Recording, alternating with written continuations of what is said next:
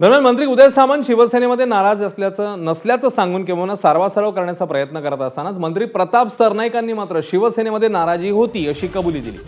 काही पक्षांतरावरून पक्षप्रवेशावरून ही नाराजी असल्याचं सरनाईकांनी म्हटलं।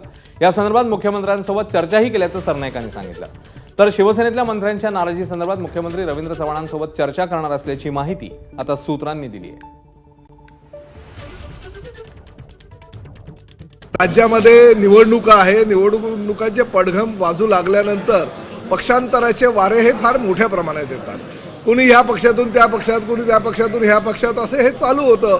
काही जिल्ह्यांमध्ये एक दुसऱ्यांचं पक्षामध्ये घेण्याची चढाओढ झाली होती आणि त्यामुळे थोडीशी नाराजी काही प्रमाणात आमच्या लोकांची होती, काही प्रमाणात नाराजी त्यांच्या लोकांची होती। ती नाराजी काय आहे हे माननीय मुख्यमंत्री आणि उपमुख्यमंत्र्यांनी समजून घेतलं, त्यावर तोडगा काढला आणि असा निर्णय झाला। तर ह्या पक्षातले नेते किंवा ह्या पक्षातले पदाधिकारी किंवा ह्या पक्षातले नगरसेवक कुणीही कुठल्याही पक्षात घेऊ नये अशा प्रकारची भूमिका ठरलेली आहे। नाराजी दूर किंवा नाराजी जवळ काही प्रश्नच येत नाहीये। शेवटी महायुतीचं सरकार आहे।